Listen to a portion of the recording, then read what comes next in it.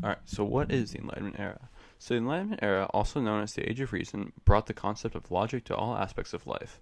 The consequences of this were apparent in philosophy, science, politics, and literature. The beginning of the Enlightenment Era marked the decline of tradition and the rise of rational thought. This time period occurred from the mid-1600s with the thinking of René Descartes and ended at some point in the 1800s, depending on what you consider to be the end of the Enlightenment Era. Alright, so let's get right into the Enlightenment boy himself, René Descartes. So Descartes was the poster child of challenging tradition, making him a perfect candidate to start the Enlightenment era. René had a moment of realization in the early 1600s when he reflected on life and realized that the beliefs he held as a boy turned out almost entirely to be false. He reasoned that at the time he thought there was no way these beliefs he held so dearly were not true. From that, he deduced that even the beliefs he held most dogmatically at the time could very well be incorrect.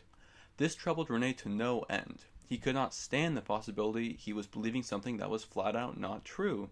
After a bit of thought, he realized the only way to hold on to no incorrect beliefs was to believe absolutely nothing. This is the idea of Cartesian skepticism. He described it as a barrel of apples, quote unquote, with some rotten apples mixed in with some fresh apples. In order to guarantee he did not have any rotten apples in his barrel of fresh apples, he had to completely empty the barrel, all the apples out.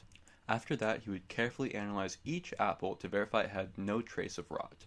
Once he was satisfied with that specific apple, he could return it to the barrel. Applying this idea to his convictions, for a moment he believed nothing.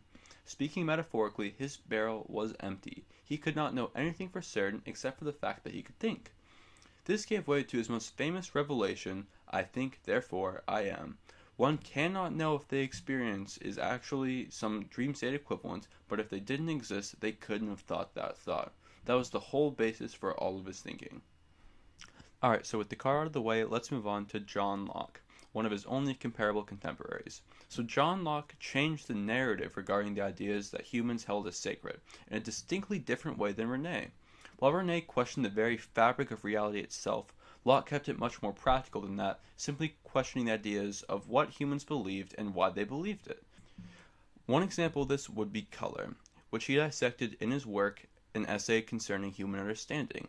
Let's take, for example, the color blue. Humans know the color blue. They can identify it from other colors, distinguish between shades, all that good stuff. But if they were never told it was blue, they wouldn't be able to do that. If humans only know it's blue because they are told it's blue, then is it actually blue?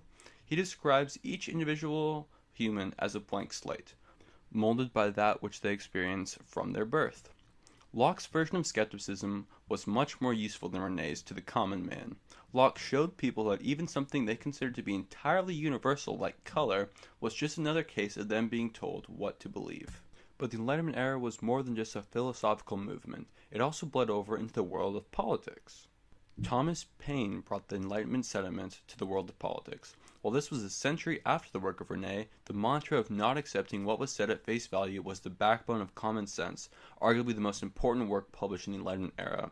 It was a pamphlet written by Thomas Paine, but published anonymously at the time.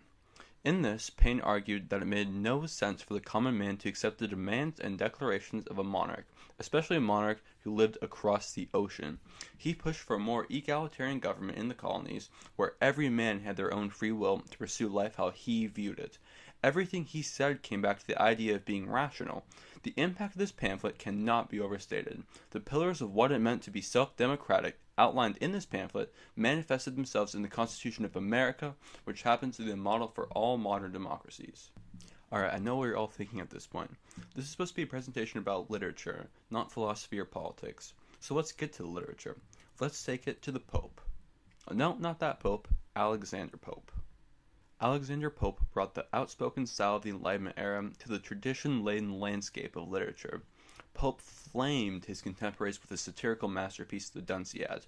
Pope was criticized by a scholar of his era, Louis Theobald. Pope, being the spicy memer he was, responded by having Theobald appear as Thibaut in the Dunciad, which happened to be the son of the goddess of dullness. Nice one there, Pope. Pope pulled the same stunt in the new Dunciad when Colley Cibber, another poet of the time, had some not nice things to say about Pope. Pope's satirical style was not entirely new, but the grandiose way in which he blasted his contemporaries was very unique. Now for my favorite person of the Enlightenment era, Sir Isaac Newton. Newton's revolutions starkly contrasted those long held by the religious masses.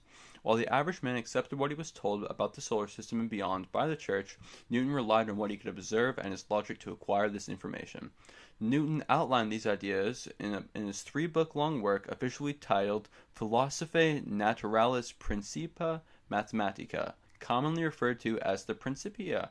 While the scope of the ideas is far too broad to fully discuss in this short presentation, he outlined many of the most important scientific discoveries in history, including his 3 laws of physics, as well as one of the first thorough understandings of gravity ever articulated.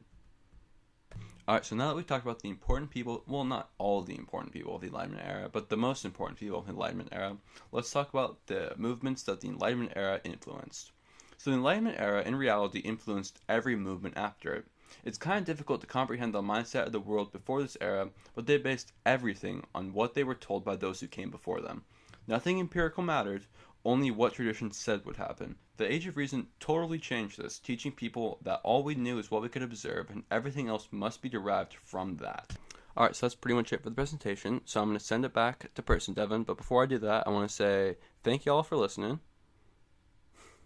Oh, thanks, Person Devin, you're too kind. Hey, nice job with the Fires Assembly today, it looked real nice, real nice.